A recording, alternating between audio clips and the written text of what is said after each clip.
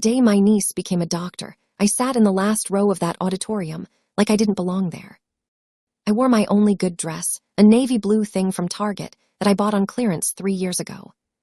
When she walked across that stage in her cap and gown, I clapped so hard my palms stung.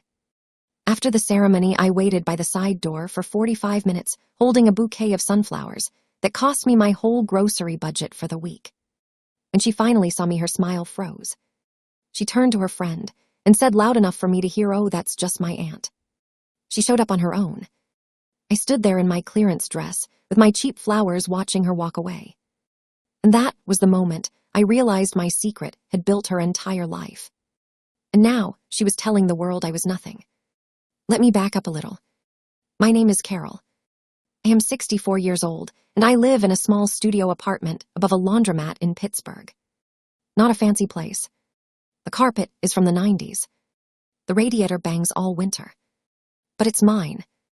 I worked 35 years as a cashier at a grocery store. I never married, no kids.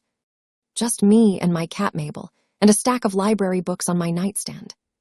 My younger sister, Diane, lives across town in a nice suburb. She married a guy named Rick who sells industrial flooring. They have 2 daughters. The older one is Jessica. This story is about Jessica. When Jessica was 8 years old, she told me she wanted to be a surgeon. I remember that afternoon so clearly.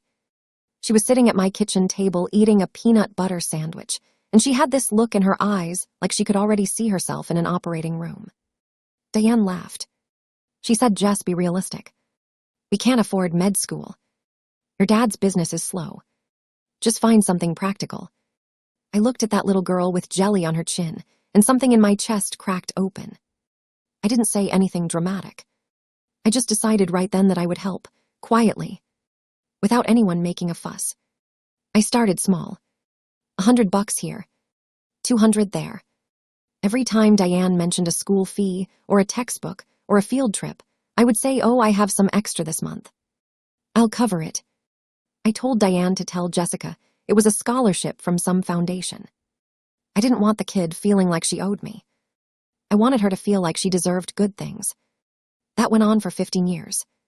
15 years of me working double shifts. 15 years of me driving a 2008 Civic with a check engine light that never turned off. 15 years of me skipping vacations, eating generic cereal for dinner, and wearing shoes held together with duct tape.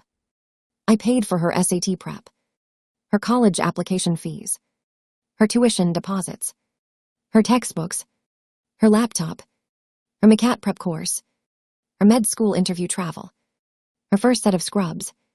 Every single time I handed cash to Diane, and every single time Diane said, "Oh, you don't have to do this."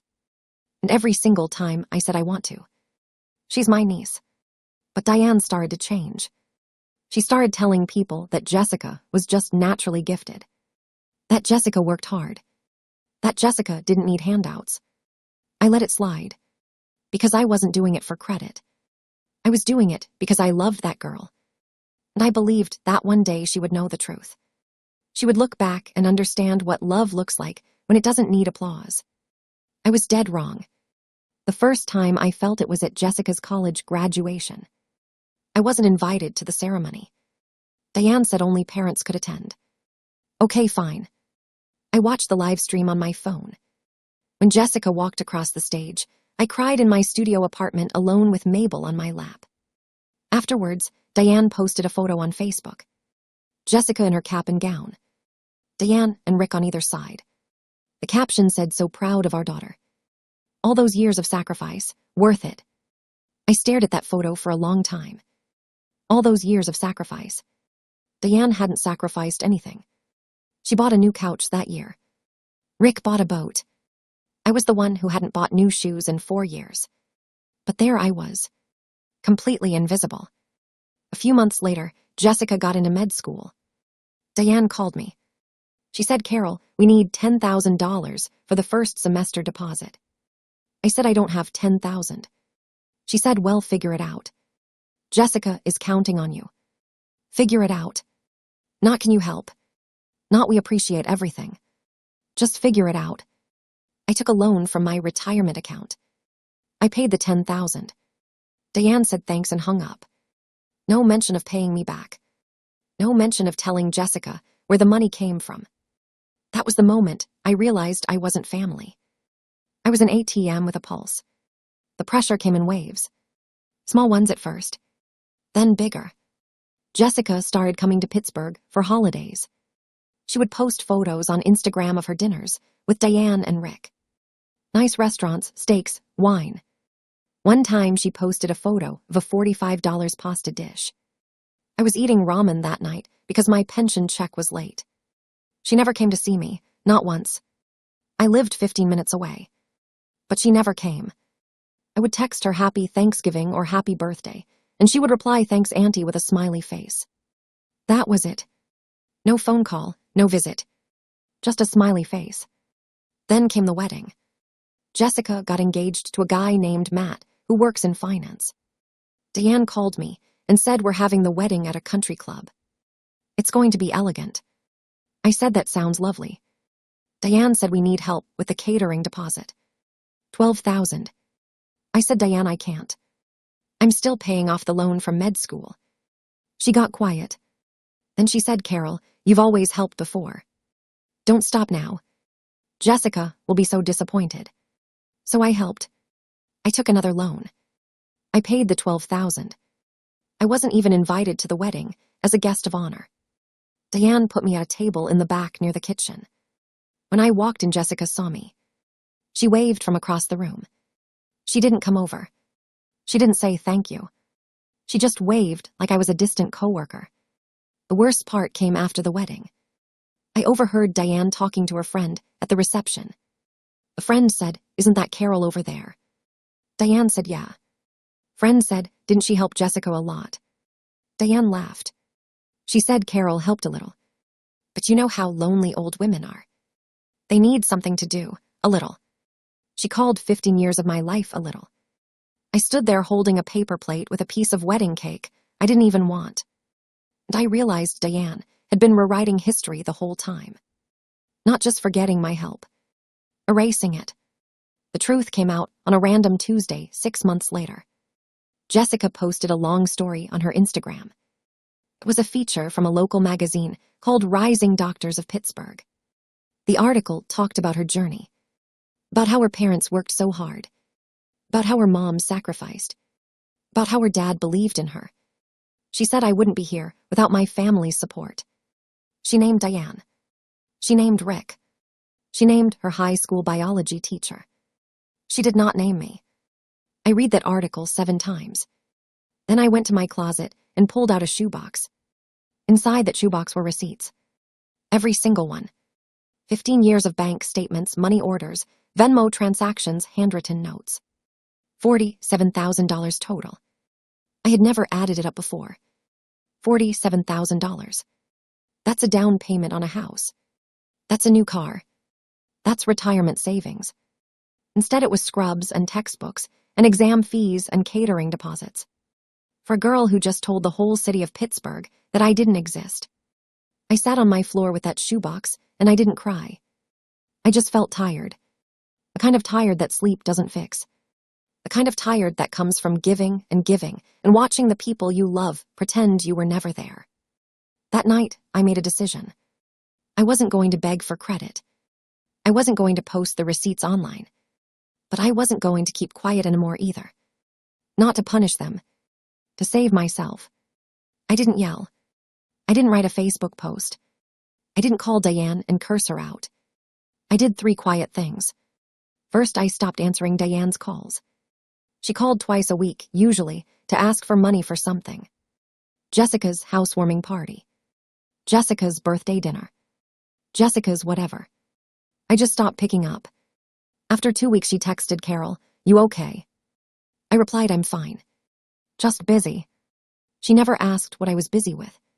She never showed up at my door. That told me everything. Second, I wrote a letter. Not to Diane. Not to Jessica. To myself. I wrote down every single thing I had paid for. Every semester. Every textbook. Every loan. I wrote down how I felt when I handed over the money. Hopeful, proud, loving. And I wrote down how I felt now, empty, Not angry. Just empty. I folded that letter and put it in the shoebox. It was my truth. I didn't need anyone to believe it. I just needed to remember it. Third, I changed my will. I don't have much. The studio apartment. The 2008 Civic. A few $1,000s in a savings account. I left it all to a local organization that helps older women who are alone. Not to Diane. Not to Jessica. Because Diane already took my generosity. And Jessica already took my money. Let someone else have what's left. Someone who might actually say thank you. I know that sounds harsh, but I spent 15 years being nice. Nice doesn't fill your freezer. Nice doesn't fix your radiator. Nice doesn't make your niece look at you across a wedding reception and see a human being instead of a wallet. The confrontation came 6 weeks later. Jessica showed up at my apartment unannounced. She looked upset. Diane had told her I was being distant. Jessica said, "Auntie, what's going on?" "Mom is really worried."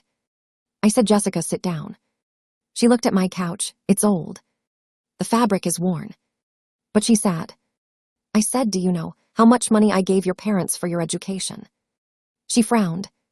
She said, "A little here and there, right?" "Mom said you helped with some small things." I got up. I got the shoebox. I opened it. I said, $47,000. Over 15 years. Here are the receipts. Here are the bank statements. Here is the loan I took from my retirement account for your med school deposit. Here is the second loan for your wedding catering. Her face went white. She said, "That can't be right." I said, "Read it yourself." She picked up a receipt. Then another. Then another. Her hand started shaking. She said, "Why didn't anyone tell me?" I said, "Because I asked them not to. I wanted you to believe you earned everything. But I didn't know they would erase me completely. I didn't know you would write an article about your family's support and forget I exist." She started crying. Hard crying. She said, "I'll pay you back. I'll post something. I'll tell everyone." I said, "No. I don't want your money. I don't want your Instagram post. I want you to look at this room. Look at this couch. Look at this radiator that bangs all winter. This is what your education cost me. Not money, my life. And I gave it gladly. But I will not give you my silence anymore." She tried to hug me. I let her.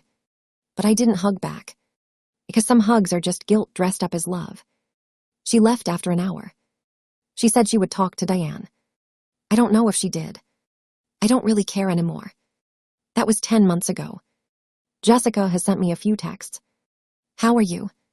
Thinking of you." I reply with one word, "Fine." Not because I'm angry. Because I'm done performing gratitude for people who couldn't even see me when I was standing right in front of them. Diane doesn't call anymore.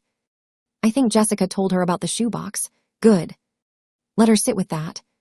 Let her explain to herself how she turned her sister's life into a footnote. I still live in my studio above the laundromat. Mabel still sleeps on my feet. The radiator still bangs. But something has changed. I no longer wait for thank yous that will never come. I no longer check Instagram to see if I've been mentioned. I no longer open my wallet when my phone buzzes. I have $47,000 worth of receipts in a shoebox. That shoebox is not my bitterness. It's my witness. It's the only proof I have that I existed. And that is enough. What did I learn? That you can give someone everything and they can still call it a little. That silence is not the same as peace. That sometimes the most loving thing you can do is stop. Not because you don't care. Because you finally care about yourself. So here I am. In my small, loud apartment. With my cat and my radiator and my shoebox. I am not rich. I am not famous. But I am no longer invisible to myself. And that's more than I ever got from them. If this real life story hit you somewhere real, do me a favor and hit that like button.